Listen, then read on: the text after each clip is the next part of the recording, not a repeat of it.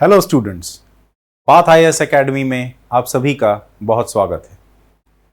आज हम अपने रैपिड रिवीजन सीरीज में अगले टॉपिक की तरफ बढ़ेंगे जो कि है मौर्यन एज। सबसे पहले हम बात करते हैं इस मौर्यन एज के स्रोतों के बारे में। क्या हमारे सोर्सेज हैं, जो मुख्य सोर्सेज हैं जो हमें मौर्यन एज के बारे में बताते हैं। सबसे पहला स्रोत है हमारा आचार्य चाणक्य का लिखा हुआ अर्थशास्त्र, जो हमें मौर्य प्रशासन, मौर्य समाज और मौर्य अर्थव्यवस्था के बारे में विस्तृत जानकारी देता है। इसके अलावा इस समय एक ग्रीक राजदूत, ग्रीक एम्बेसडर जो है चंद्रगुप्त मौर्य के काल में, मेगास्थनीज नाम के ग्रीक एम्बेसडर ने इंडिका नाम की किताब लिखी है। वो भी हमारे लिए इस काल से संबंधित एक बहुत ही महत्वपूर्ण स्रोत है। और अगला स्रोत जो है वो सबसे महत्वपूर्ण अशोक के काल से संबंधित है, जो अशोक के शिलालेख हैं या अशोक के इंस्क्रिप्शंस हैं या major rock edicts of Ashok. तो आगे बढ़ते हैं और हम बात करते हैं विभिन्न महत्वपूर्ण राजाओं की कि किस तरह से ये राजवंश स्थापित हुआ और किन किन राजाओं के समय कौन सी महत्वपूर्ण घटनाएं हुई हैं। सबसे पहले हमारा चंद्रगुप्त मौर्य। चंद्रगुप्त मौर्य जो है वो फाउंडर माने जाते हैं मौर्य साम्राज्य के। ये पहला शासक है जो पूरे आर्यवर्त पे जिसका राज होता है। आर्यवर्त, जैसा कि आपको याद होगा कि उत्तर वैदिक काल में उत्तर भारत को आर्यवर्त कहा जाता था। इसके अलावा शोहगुरा के कॉपर प्लेट इंस्क्रिप्शन यानी कि ताम्रपत्र पर लिखे हुए शिलालेख या अभिलेख हमें मिलते हैं, जो हमें कोष्ठागारों के निर्माण के बारे में बताते हैं कि 2 कोष्ठागार बनाए गए थे। इस समय में चंद्रगुप्त मौर्य ने बनवाए थे अकाल से निपटने के लिए, आपातकाल की स्थिति में।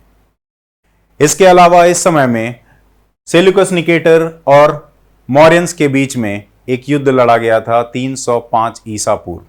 305 ईसा पूर्व में सेल्यूकस निकेटर जो है वो आपका भारतीय यूनानी राजा हुआ करता था, आपके उत्तर पश्चिमी इलाके का, अफगानिस्तान के इलाके का।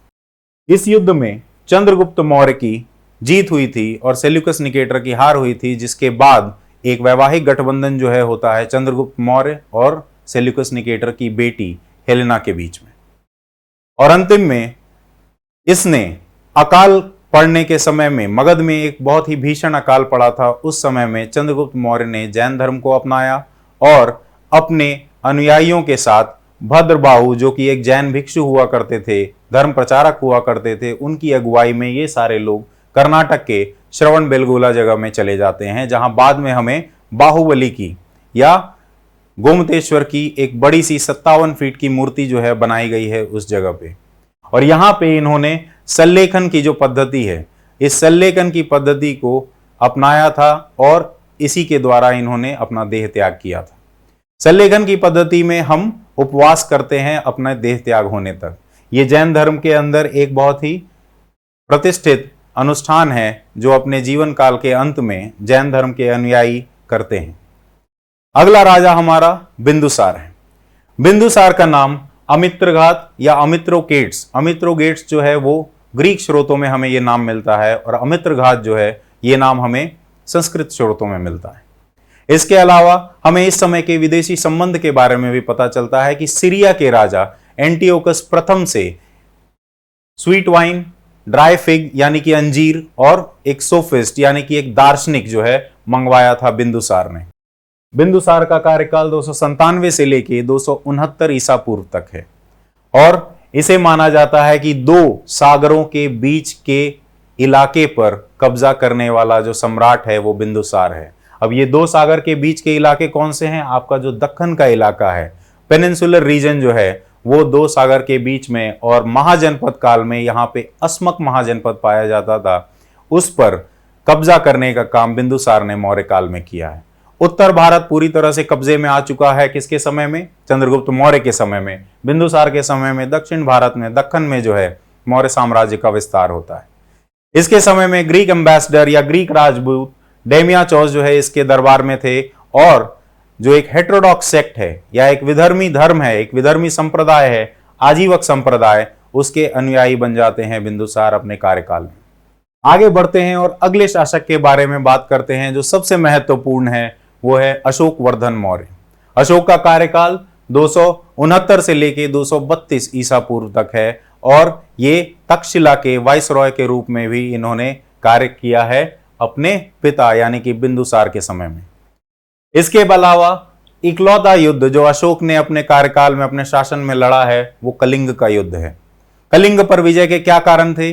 सबसे पहले कलिंग जो है एक महत्वपूर्ण व्यापारिक रास्ते पे आता था। ये व्यापारिक रास्ता दक्षिण भारत को जोड़ता था। जो पूर्वी रास्ता हुआ करता था उस समय का, वो मगध को दक्षिण भारत से जोड़ने का काम करता था, जो कलिंग से होके गुजरता था। इसके अलावा यहाँ के जो कारीगर हुआ करते थे वो बहुत ही कुशल कारीगर हुआ करते थे। इसके अलावा इतने बड़े साम्राज्य, मौर्य साम्राज्य के बगल में एक ताकतवर और एक संप्रभु राष्ट्र का होना मौर्य साम्राज्य की प्रतिष्ठा के लिए एक चोट थी, एक कलंक था। इसलिए भी उस पर कब्जा करना जरूरी था। और इस कलिंग युद्ध के बारे में हमें धौली के शिलालेख से पता चलता है, जिसमें अशोक ने लिखवाया है कि इस युद्ध के बाद वो धम्म की नीति को अपनाता है, बौद्ध धर्म को अपनाता है, और अब युद्ध जो है वो त्याग देगा, युद्ध की नीति को त्याग देगा और धम्म की नीति या धम्म के रास्ते पे चलेगा। और इसी के कार्यकाल में तीसरा बौद्धिक परिषद भी इसी के कार्यकाल में हुआ है, 250 ईसा पूर्व। और इसके बाद जो धर्म प्रचारक हैं, बौद्ध भिक्षु हैं, उनको पूरी दुनिया भर में भेजा गया, जिसके कारण बौद्ध धर्म आज दुनिया में एक वैश्विक धर्म है। इसके अलावा इसने अपने आप को देवम पिया पियदासी की उपाधि भी दी है। गौर करने वाली बात यह है कि चंद्रगुप्त मौर्य ने भी इसी उपाधि को अपनाया था और अशोक ने भी देवम पिया पियदासी की उपाधि को अपनाया है। मौर्य राजाओं से संबंधित अगर हम उत्तर मौर्य काल के राजाओं की बात करें या अशोक के बाद के राजाओं की बात करें, तो अशोक के बाद मौर्य साम्राज्य जो है वो दो भागों में बढ़ जाता है। जो पश्चिमी भाग है उसमें अशोक के बेटे और पोते यानी कि कुणाल और संप्राति का राज होता है। वहीं पूर्वी भाग में आपके जो विट अशोक हैं उसका राज होता है अशोक के बाद। और इसमें हमें 7 राजाओं के बारे में पता चलता है, जिसमें 7वें और अंतिम राजा मौर्य राजा हैं बृहद्रथ, जिनको उन्हीं के सेना नायक या आर्मी कमांडर पुष्यमित्र शुंग ने 188 ईसा पूर्व हटाकर अपनी शासन को स्थापित किया था। और इसके बाद जो है शुंग वंश की शुरुआत होती है। आगे बढ़ते हैं और हम बात करते हैं प्रशासन की। मौर्य प्रशासन किस तरह का था, इसके बारे में भी आपको विस्तृत जानकारी होनी चाहिए। एग्जाम के पॉइंट ऑफ व्यू से ये बहुत ही इंपॉर्टेंट है। तो केंद्रीय प्रशासन जो है उसे हम 7 भागों में बांटेंगे। राजा है, मंत्री परिषद है, उसके अलावा आपका नगर का प्रशासन है, सेना है, खुफिया विभाग है, न्याय का प्रणाली है और जन कल्याणकारी नीतियां हैं या पॉलिसीज हैं जो मौर्य प्रशासन ने अपनाया है या सेंट्रल एडमिनिस्ट्रेशन ने, केंद्रीय प्रशासन ने अपनाया है। तो एक एक करके शुरू करते हैं। सबसे पहला है राजा। राज्य या राजा के लिए सप्तांग का सिद्धांत दिया है अर्थशास्त्र में आचार्य चाणक्य ने। इस सप्तांग में 7 अंग हैं राज्य या राजा के। पहला राजा खुद है, उसके अलावा अमात्य है, जनपद है, दुर्ग है, कोष है, दंड है और मित्र है। ये 7 अंग किसी भी राजा के लिए बहुत जरूरी हैं। इसके अलावा राजाओं के वर्च्यूज के बारे में भी दिया गया है, उनके गुणों के बारे में भी दिया गया है कि राजा के पास क्या गुण होने चाहिए। राजा उच्च कुल का होना चाहिए, राजा जो है धर्म प्रवर्तक होना चाहिए यानी कि धर्म का रक्षक होना चाहिए, उसके पास ये क्षमता होनी चाहिए कि वो अपने अंदर के छोटे राजाओं और अधिकारियों पे काबू कर सके। इसके अलावा इसके पास तीव्र बुद्धि होनी चाहिए और वो सच्चाई के मार्ग पे चलना चाहिए। ये 5 गुण अर्थशास्त्र में आचार्य चाणक्य ने एक राजा के लिए दिए हैं। आगे बढ़ें और बात करें काउंसिल ऑफ मिनिस्टर्स की या मंत्री परिषद की। मंत्री परिषद के लिए या मंत्रियों के लिए भी जो है आपके गुण दिए गए हैं अर्थशास्त्र में आचार्य चाणक्य के द्वारा। इन्हें सर्वोत्पद शुद्ध होना चाहिए, सबसे प्योर होना चाहिए, सबसे शुद्ध होना चाहिए। इन्हें पैसे की लालच नहीं होनी चाहिए और किसी भी दबाव में इन्हें नहीं आना चाहिए। इन्हें स्वच्छंद रूप से, स्वयंप्रभु रूप से अपने काम को करना चाहिए। इसके अलावा अर्थशास्त्र में 18 तीर्थ दिए गए हैं। ये 18 तीर्थ जो हैं ये विभिन्न पदाधिकारी हैं जो अलग अलग पदों पर कार्यरत हैं, जो अलग अलग विभागों के अध्यक्ष हैं। इनमें से कुछ प्रमुख, इनमें आपको राजा, पुरोहित, सेनापति, युवराज, ये सारे भी आपके 18 तीर्थों में आते हैं। इसके अलावा कर्मांतिका है, अंतर्वंशिका है, सन्निधाता है। कर्मांतिका का काम जो है उद्योगों की देखभाल करना है, उसको संरक्षण देना है। अंतर्वंशिका जो है वो राजा के अंगरक्षकों या राजा की रक्षा करने का काम जो है उत्तरदायित्व अंतर्वंशिका का हुआ करता था। और सन्निधाता जो है वो आपका कोषाध्यक्ष हुआ करता था। इसी तरह से और भी कई सारे तीर्थ आपको मिलते हैं। इन 18 तीर्थों में आपका सन्निधाता है जो कोषाध्यक्ष है, इसके अलावा समाहर्ता है जो आपका कलेक्टर जनरल है, इसके अलावा द्वारिका है, अंतर्वनिका है। इस तरह के आपको 18 विभाग अर्थशास्त्र में मिलते हैं। इसके अलावा मंत्रि परिषद से संबंधित अर्थशास्त्र ने यह भी कहा है कि मेजॉरिटी बेस्ड डिसीजन मेकिंग होना चाहिए, हमेशा बहुमत के साथ चलना चाहिए राजा को। ये एक निर्देश है, अंतिम निर्णय जो है वो हमेशा राजा का ही होगा। और यहां पे अर्थशास्त्र में मंत्रियों को रथ के पहिए की तरह तुलना की गई है आचार्य चाणक्य के द्वारा कि पहियों को साथ लेके हमेशा से चलना चाहिए, लेकिन अंतिम निर्णय जो है वो राजा का ही होगा। The opinion of the king will always prevail in the modern administration. इससे हमें पता चलता है कि शासन कितना केंद्रीकृत है। राय आपको जरूर लेनी है, लेकिन अंतिम निर्णय जो है वो हमेशा राजा का ही होगा। उसको किसी के भी दबाव में आने की जरूरत नहीं है और सारे उसी का नियम मानेंगे, उसी के सुझाव को मानेंगे और उसी को लागू किया जाएगा। प्रशासन में आगे बढ़ते हैं और हम नगरीय प्रशासन की बात करते हैं। नगरीय प्रशासन में हमें दो तरह का ब्यौरा मिलता है। सबसे पहले हमें मेगास्थनीज से पता चलता है। मेगास्थनीज ने पाटलिपुत्र या पालीबोथरा के प्रशासन के बारे में बताया है कि यहां पे 6 समितियां हुआ करती थी और हर समिति में 5 सदस्य हुआ करते थे जो विभिन्न तरह की चीजों का निरीक्षण या सुपरविजन किया करते थे। ठीक है, सबसे पहला आपका औद्योगिक शिल्प है या इंडस्ट्रियल आर्ट है, उसके बाद एंटरटेनमेंट ऑफ फॉरेनर्स है, ठीक है, विदेशियों का मनोरंजन, इसके बाद जन्म और मृत्यु का पंजीकरण है, फिर व्यापार वाणिज्य है, इसके बाद जो आपकी विनिर्मित वस्तुएं हैं उनका जो पब्लिक सेल है उसको रेगुलेट करने का काम भी एक समिति करती है, और अंतिम समिति जो है वो आपकी जो भी चीजें खरीदी या बेची जा रही हैं उनमें टैक्स कलेक्शन का काम करती है, कर वसूल करने का काम करती है। लेकिन गौर करने वाली बात यह है कि मेगास्थनीज के इस ब्यौरे के बारे में अर्थशास्त्र में कुछ भी नहीं दिया गया है। अर्थशास्त्र में क्या लिखा गया है? अर्थशास्त्र में ऐसी किसी भी कमेटी का मेंशन नहीं किया गया है। अर्थशास्त्र में विभिन्न तरह के पदाधिकारियों के बारे में लिखा गया है। आपके पास पण्याध्यक्ष है जो व्यापार वाणिज्य का अध्यक्ष है, आपके पास टैक्स कलेक्शन का अधिकारी जो है वो आपका शुल्काध्यक्ष है जो ट्रेड कॉमर्स से संबंधित, व्यापार वाणिज्य से संबंधित टैक्स कलेक्ट करता है। पंजीकरण के लिए आपका गोपा नाम का अधिकारी है, और जो शहरी प्रशासन है, नगरीय प्रशासन है, उसका प्रमुख आपका नगरिका है, और इसके अलावा इसकी सहायता करने के लिए गोपा और स्थानिका है। ये जो गोपा है ये इसके अंतर्गत आता है, और स्थानिका जो है वो नगरीय प्रशासन का सचिव है। इसके अलावा रक्षी जो है वो यहाँ की पुलिस है, और बंधनघाराध्यक्ष जो है ये आपका जेल का अधीक्षक है, जेल सुपरिंटेंडेंट है, ये जेल की देखभाल किया करता था। तो अर्थशास्त्र में हमें अधिकारियों का ब्यौरा मिलता है। मेगास्थनीज की इंडिका में हमें पता चलता है कि समितियां जो हैं उसका इस्तेमाल किया जाता था और उनके द्वारा संचालन किया जाता था नगर प्रशासन का। आगे बढ़ते हैं और सेना की बात करते हैं। यहां भी दोनों में, मेगास्थनीज की इंडिका और अर्थशास्त्र में, भिन्न भिन्न चीजें लिखी हैं। मेगास्थनीज की इंडिका जो है यहां फिर से 30 सदस्यीय समिति की बात करती है जो 6 विभिन्न उप समितियों में विभाजित था, जो 6 अलग अलग सेना के जो अंग हुआ करते थे उनका सुपरविजन करते थे। मेगास्थनीज के हिसाब से 6 अंग हैं सेना के। इन्फेंट्री है यानी कि पैदल सेना है, कैवेलरी है यानी कि घुड़सवारों की सेना है, हाथियों की टुकड़ी है, आपके पास चैरियट यानी कि रथों का टुकड़ी है, और उसके अलावा परिवहन और नौसेना। ये 6 भाग या 6 अंग हुआ करते थे मेगास्थनीज के हिसाब से, जो विभिन्न समितियों के द्वारा जिनका संचालन किया जाता था। लेकिन अर्थशास्त्र में आचार्य चाणक्य ने चतुरांग बल की बात की है, चतुरंग बल की बात की है कि 4 अंग हैं सशस्त्र बलों के। वो आपके कौन कौन से हैं? आपकी इन्फेंट्री है, कैवेलरी है, चैरियट है और एलिफेंट है। अर्थशास्त्र में परिवहन और नौसेना के बारे में नहीं दिया गया है। इसके अलावा कुछ सेना के अधिकारियों की बात की गई है, सेनापति, नायक और मुख्य।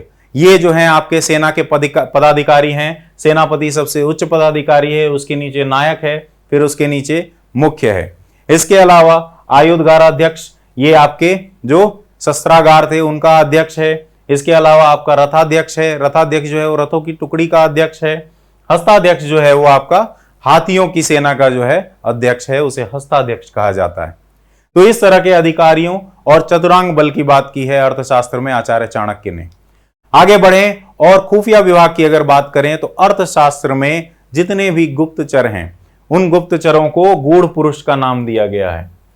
इसमें अधिकारियों का भी उल्लेख किया गया है जो कि है पुलिसानी और प्रतिवेदिका। प्रतिवेदिका आपका निचला अधिकारी है और पुलिसानी जो है वो आपका खुफिया विभाग का उच्च अधिकारी है। और पुलिसानी जो है उसको किसी भी समय राजा के पास जाने की अनुमति थी। अगर उसके पास कोई जरूरी खबर है, राजा किसी भी काम में संलग्न है, तो पुलिसानी जो है वो राजा के पास जा सकता था। इसके अलावा दो विभागों में भी बांटा गया है पूरा का पूरा खुफिया विभाग को। पहला है संस्था, दूसरा है संचारी। ये संस्था जो है ये एक ही जगह पे रहने वाले गुप्तचरों को संस्था से जोड़ा गया है, और संचारी जो है, जो गुप्तचर एक जगह से दूसरी जगह घूमते रहते थे, वो वॉन्डरिंग एस्पियोनाज जो है वो संचारी का काम हुआ करता था। आगे बढ़ते हैं और जुडिशियरी या न्यायिक प्रणाली की बात करते हैं। तो अर्थशास्त्र में धर्म प्रवर्तक कहा गया है राजा को। तो राजा जो है वो आपका सुप्रीम अथॉरिटी है जहां तक कानून और न्यायिक प्रणाली की बात है। तो supreme judicial authority is the king. इसके अलावा दो तरह के न्यायालयों के बारे में भी लिखा गया है। एक आपका धर्मस्थीय है, इसे आप समझ सकते हैं, इसका प्रमुख जो है वो व्यावहारिका है, और इसे आप समझ सकते हैं ये सिविल कोर्ट है। यहां पे आपसी झगड़े जो मसले होते हैं उन्हें सुलझाया जाता है। और दूसरे तरह के न्यायालय हैं कंटक शोधना, जिसका प्रमुख है प्रदेष्टा, और यहां जो राज्य और लोगों के बीच में जो डिस्प्यूट होता है उन्हें सुलझाया जाता है। बड़े मामले ये आपके क्रिमिनल कोर्ट हैं उस समय के। इसके अलावा कानून के स्रोत क्या क्या हैं? जो धर्म है आपका उस समय का, जो उस समय का व्यवहार है, कंटेम्पररी जो लीगल कोड्स हैं, चरित्र है, जो समाज में जो कायदे कानून चलते हैं, और राजासना है यानी कि जो शाही फरमान है, राजपत्र है, रॉयल डिक्री है, ये सारे जो हैं ये स्रोत हैं आपके कानून के उस समय के। हालांकि यहां गौर करने वाली बात यह भी है कि वर्ण सिस्टम पे बेस्ड है पूरा का पूरा जो न्यायिक प्रणाली है। उच्च वर्ण के लोगों को कम सजा होगी और निचले वर्ण के लोगों को ज्यादा सजा होगी, एक ही तरह के कानून का उल्लंघन करने के लिए। आगे बढ़ते हैं और बात करते हैं राजस्व प्रशासन की। राजस्व प्रशासन जो है उसका प्रमुख आपका हुआ करता था सन्निधाता। ये सन्निधाता कौन है? सन्निधाता आपको मैंने पिछले स्लाइड में बताया, ये आपका कोषाध्यक्ष है। 67 तरह के 67 टाइप्स ऑफ सोर्सेस बताए गए हैं अर्थशास्त्र में। किस चीज के सोर्स? टैक्स के सोर्स, रेवेन्यू के सोर्स 67 टाइप्स के बताए गए हैं। उनमें से कुछ आप यहां देख सकते हैं। वनिक पथ है, व्रज है, सेतु है, वन है, खान है, दुर्ग है और राष्ट्र है। ये सारे आपके स्रोत हैं इन 67 में से। इसके अलावा राजस्व प्रशासन के बारे में यह भी लिखा गया है अर्थशास्त्र में कि राजा को अधिकार था कि वो किसी को कर मुक्त कर दे। कर मुक्त किसे किया जाता था? कर मुक्त के बारे में हमें लुम्बिनी के शिलालेख से पता चलता है, क्योंकि लुम्बिनी जो है वो गौतम बुद्ध की जन्म स्थल है, जन्मभूमि है। इसी कारण से अशोक ने लुम्बिनी को जो है कर मुक्त किया था। यहां जो लैंड रेवेन्यू है उसे भाग कहा जाता था, और इसके अलावा कई तरह के और भी टैक्स हुआ करते थे, जैसे कि आपका हिरण्य है, ये सोने में लिया जाता था इस टैक्स को, या फिर कई बार इसे खाद्यान्न के रूप में भी लिया जाता था। इमरजेंसी टैक्स को प्रणय कहा जाता था। इसके अलावा आपके पास पिंडकार है, ठीक है, जो आपको काइंड में दिया जाता है उसे पिंडकार कहा जाता है। इसके अलावा आपका सेना भक्तम है, आपको सेना के लिए सेवा प्रदान करनी है, आप सेना की एक तरह की भक्ति करेंगे जब आपके इलाके से सेना गुजरती है। इसके अलावा पार्श्वम है जो आपका सरचार्ज है, ये उपकर है जो कर के ऊपर लगाया जाता है। इस तरह के टैक्स जो है हमें देखने को मिलते हैं। इसके अलावा यहाँ पे विष्टि जो है, विष्टि भी एक कर हमें देखने को मिलती है अर्थशास्त्र में, जो कि आपका फोर्स्ड लेबर है। हर व्यक्ति को राजा के लिए या उसकी जमीन पे कुछ काम करना पड़ता था कुछ दिनों के लिए, ये एक तरह का कर माना जाता था, फोर्स्ड लेबर माना जाता था इस समय में।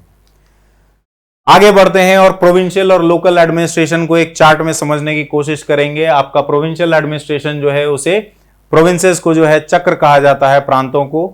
उसके नीचे आपका जिला आता है जिसे आहर या विषय कहा जाता है, और लोकल एडमिनिस्ट्रेशन जो है उसे आपका ग्राम कहा जाता है।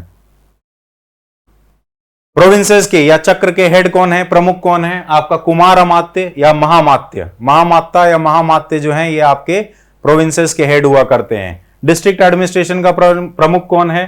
प्रदेशिका है। उसके बाद राजुका और युक्ता जो है इसको समर्थन देते हैं इसके कार्यों में। राजुका का काम जो है वो रेवेन्यू या राजस्व से जुड़ा है और इसके पास न्यायिक शक्तियां भी हैं।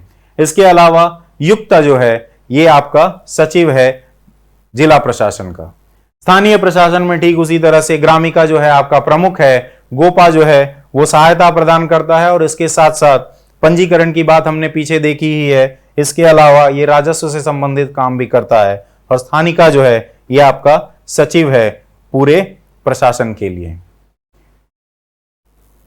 मौर्य साम्राज्य और प्रशासन से संबंधित इन बातों पे ध्यान रखेंगे। अभी के लिए इतना ही। Thank you.